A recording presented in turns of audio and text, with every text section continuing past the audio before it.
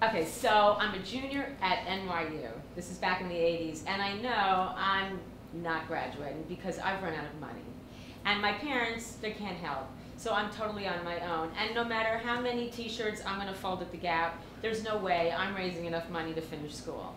So I think at the time, well, the only sensible way that I will raise the money to graduate college is to win it on a game show. So now this seems sensible because when I was little, my sister and I spent hours watching every game show. We loved Hollywood Squares and Password Plus, and we would turn on Let's Make a Deal, which is still on, and I would yell at the TV, "Not the box, take the curtain, it's not the box." And I was sure that I knew every answer on every game show.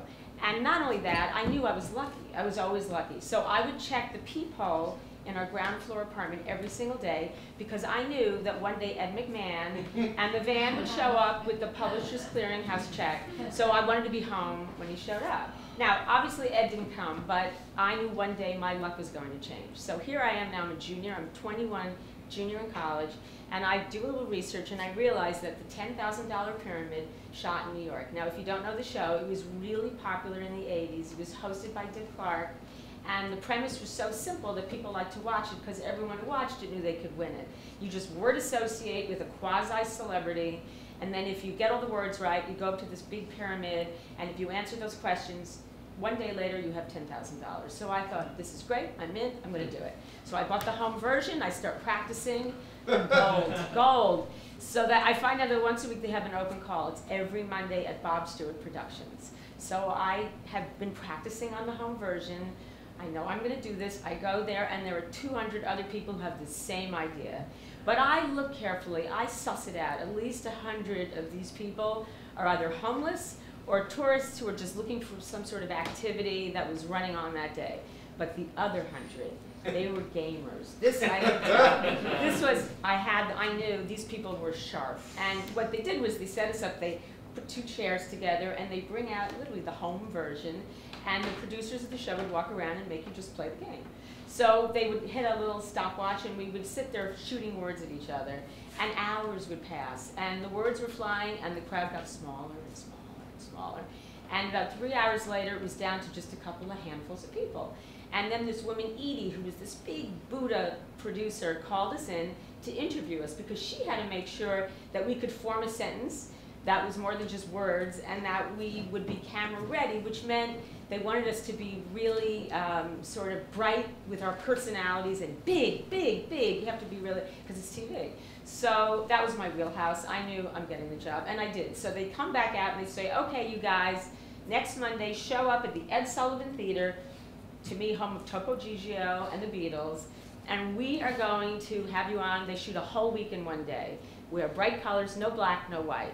I got this. So the next week, I'm in DEFCON 1. This is it. I have 1 week to win this money to stay in school. So I start bribing people in the dorms at NYU with cigarettes and beer to play with me. And you could see by like day 3, people were hiding from me. They were tired.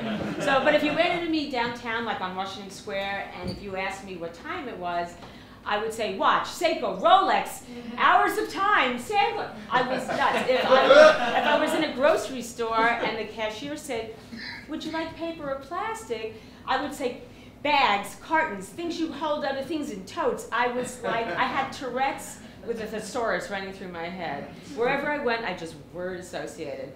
So the day comes, it's a week later, I'm wearing my colorful sweater, it has these little pom-poms all over it, and I hadn't been eating because I was so nervous, and I hadn't been sleeping, and I was really skinny and tiny, and I had short black hair, so I looked kind of like, and I had shoulder pads in the sweater, so I looked like Marie Osmond on Dexatrim, and maybe on all those diet programs she's on, and I was kind of wild-eyed, and I opened the door to the Ed Sullivan Theater at 6 in the morning, that was our call time.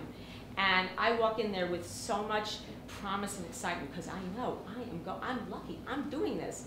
And they show us a room filled with donuts in a mountain and coffee urns because the reason we're there that early is to jack us up on the coffee and the donuts. So when we walk into the studio, we are going to be bright and ready. and they have us play with each other to get us all kind of psyched up.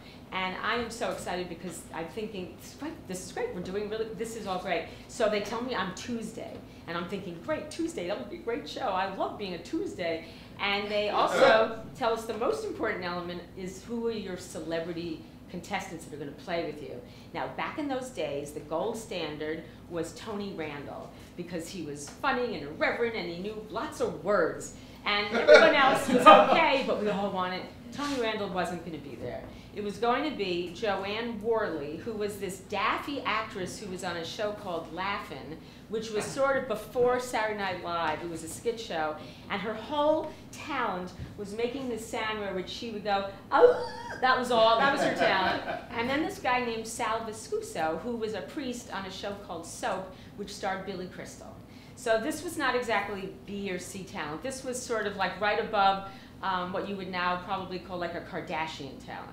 So, but we had, that's what we had to work with it. So I'm lucky, I practiced, I'm ready to go. So they line us up in the order of the days of the week, march into the studio, and the Ed Sullivan studio is so freezing cold, you could see your vapor, your smoke coming out of your mouth. You can't even move, you're so cold. And I know that they do this probably because Dick Clark is already getting a little older, and he has a lot of makeup on, including pencil eyeliner, pencil sideburns, so they probably don't want his face to melt because they have to keep everybody intact. Plus, when you watch these things at home, if you see a studio audience and they're wildly clapping, they're so cold they're staying alive. They're just clapping, they're keeping their hands going so they won't, that's how cold it was. But over time, with the lights on, we started to warm up, and the Mondays got up, and they did fine. One of the guys got up, he won. He was a student also, he won $10,000. So I know things are going in the right direction. And now it's Tuesdays. So I go up, and my opponent is a school teacher from the Midwest, in middle age, and I'm thinking, she looks like she knows what she's doing, but this is like the Hunger Games with words. We are all in it to win it. So we're ready to go, and Sal's my partner, and we begin. And he says, seatbelts, flight attendants, things on an airplane. And we keep doing it like that, and we keep going, 7 out of 7 out of 7. Within record time, we are up at the big board, and I'm getting a famous Dick Clark back rub, and he bites his nails, by the way, just so you know. So he's rubbing my back, and I notice he's self-mutilating those little cuticles. I'm thinking, that's still Dick Clark, I love Dick Clark, we're great. And then he explains that now you can only list words, you can't describe them, and you can't use your hands. So they put your hands in leather stirrups. We turn over those boxes. The boxes are turning. I have one box left. I have 29 seconds. This is, I can feel my heart, it's like a cartoon heart. I think it's like, pump. So we're going, and he starts, a stork's baby, a letter, and I shout, things that are special delivered. And I hear another voice that's very close by, but it's not mine, saying, a special delivered letter. It's Sal. He said it when I said it, but before me, because he was so excited I won, he thought he'd help out, which means I just lost.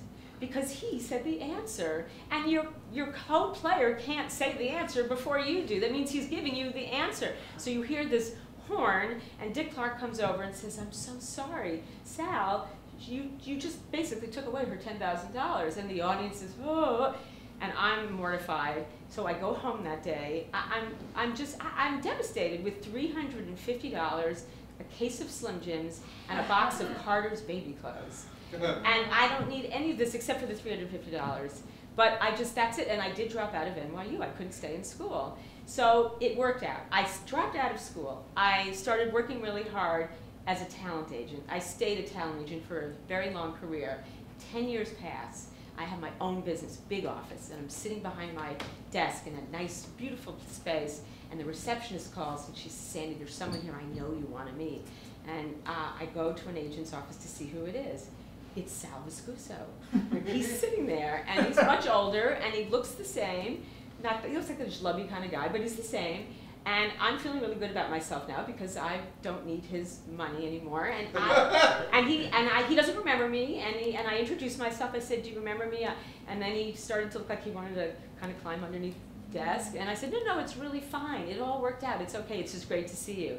And I meant it. And I went back to my office, and I still really knew I meant it because I realized when I saw Sal all these years later, it reminded me that I was lucky, and I didn't need Sal to find that out. Because in life, as we all know, it's not a guy who plays a priest on a sitcom that makes your fortune. We all have it ourselves to be lucky if we just practice, practice, practice. And that's what I did, and I'm really happy that that experience happened because it made me know that I could do it on my own. Thank you.